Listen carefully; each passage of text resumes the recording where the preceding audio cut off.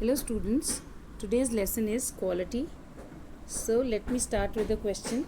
So can a shoemaker be called an artist? Of course, yes. Why? Because everybody who has a skill, he is an artist. So an artist performs his skill carefully and with perfection. So in the story, Mr. Gessler is the main character of the story. Then there is a narrator who is narrating the story. So let's start with the lesson. I knew him from the days of my extreme youth. So the author says, the narrator says that his days of his youth started when he noticed that his father's boots were being made by an artist shoemaker, that is the Gessler. He lived with his elder brother in his shop. So the Gessler lived in the shop with his elder brother, which was in a small by street. So by street is a bifurcation of a street. A big street is divided. That is a by street in fashionable part of London. So it was a fashionable street where the fashion was changing and the things were being made according to the vogue, according to the fashion, because London is a fashionable city. The shop was also having a lot of fashionable shoes. The shop had a certain quite distinction. So what is the meaning of distinction? That distinction is whichever product is being made, that is being made with difference. It has some special quality. It is not a common thing. There was no sign upon it other than the name of Gessler Brothers. So there was no signboard as such of any brand. It was only written on the shop Gessler Brothers. And in the window, a few pairs of boots were lying there. So a few pair of boots were lying on the window of that shop. For it was just for display, to show people that the boots are here, and those boots were either ordered or they were made. So they never, he made only what was ordered, and what he made never failed to fit, and whatever he made, that was very very perfect, and he never made such things which would be failing in the customer's feet. So he made the shoes which were fit to wear, which fitted well in the customer's feet. To make boots, such boots as he made, seemed to me then, still seems to me, mysterious and wonderful. So the shoes were actually, they were mysterious to the narrator, and they were wonderful also. Why mysterious? Mysterious because it had some kind of secret in it, and it was difficult to explain the beauty of the shoes or the perfection of the shoes. So that's why they were very wonderful, they were awesome, they were presentable. I remember well my shy remarks one day while stretching out to him my youthful foot. Isn't it awfully hard to do, Mr. Gessler? And his answer, given with a sudden smile from out of the redness of his beard, it is an art. So the boy asked, that is the narrator, when he was very young, he asked Gessler brother that, isn't it hard for my feet? So he answered, the Gessler answered, it is an art. It is an art means the shape is like that of the shoe, or the leather is also like that, because it's an art. That's why he has used that kind of leather, or the quality of the leather, and the shape also. It was not possible to go him very often. His boots lasted terribly. So the narrator says, if I wanted to go to his shop also, it was very difficult to go to his shop. Why? Because the pair of shoes used to last longer than usual. because he used good quality. Whenever we buy something of good quality, it lasts longer and it doesn't get destroyed beforehand. Having something beyond the temporary and essence of boot staged into them. So he says they were beyond the temporary. They were not temporary shoes, as is shown in the picture. The narrator is standing outside the Gessler brothers shop. You can see the shoes on the windows also. So he says the shoes lasted for a longer period and they were not temporary. Some essence means a gist of boot staged into them.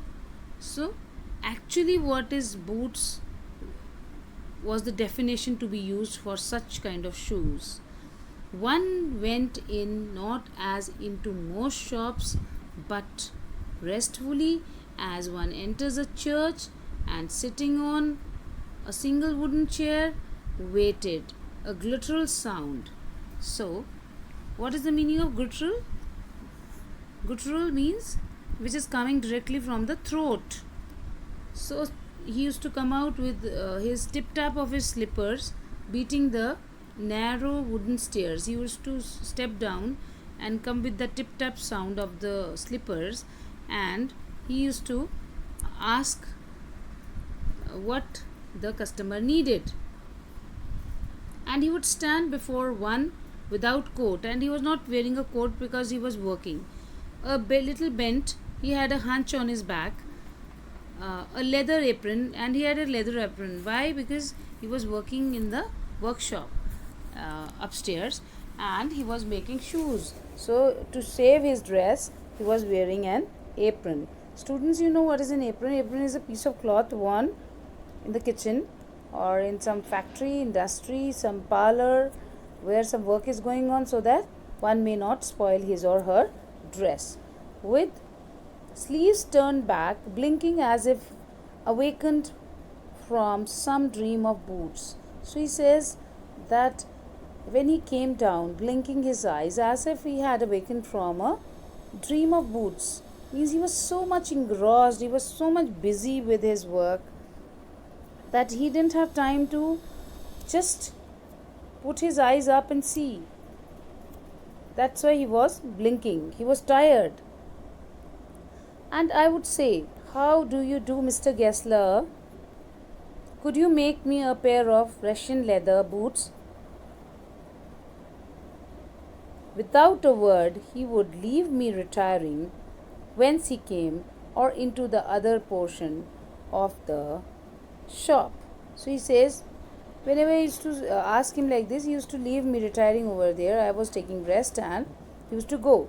And I would continue to rest in the wooden chair, inhaling the incense of his trade. So a particular smell was coming out of the shoes, the shoe workshop, and he says I used to smell that sitting on the chair. Soon he would come back holding in his hand a piece of gold brown leather. With his eyes fixed on, he would remark, "What a beautiful piece!" When I too had admired it, he would speak again, and he says, "What a beautiful piece!" It's not piece, it's piece. When I too had admired it, admired means to appreciate. He would speak again, "When do you want them?" And I would answer, "Oh, as soon as you conveniently can." So the narrator used to say, whenever you'll find it comfortable, you just make it and give it to me. And he would say, "Tomorrow fortnight" means tomorrow fortnight. Fortnight means after 15 days. And he would say, "Tomorrow fortnight," or if he were his elder brother, "I will ask my brother." And he says, if my brother is there, I will ask him. Then I would murmur. Murmur means talking in a very low pitch. "Thank you. Good morning, Mr. Gessler. Good morning." He would reply, still looking at the leather in his hand, and as I moved to the door, I would hear the tip tap of his slippers going up the stairs to his dream boots, the dream of boots. So, as soon as I would leave his shop, the Gessler brother used to step up his stairs, and go back to his room for making the dream of boots again, to his dream of boots again. So, students, let's have a glance on the new words. Incense means the smell of leather is compared to the smell of incense in a church. Why this is compared to the smell of incense in a church? Because it has been considered as holy incense. That means the shop was considered to a church, because work is worship. So he used to work hard and he used to worship his work. That's why it is compared to a church. Then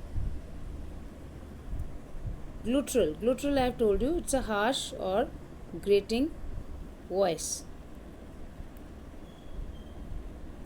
Lasted terribly means which is lasting very long, which doesn't get torn off, or doesn't get destroyed very easily.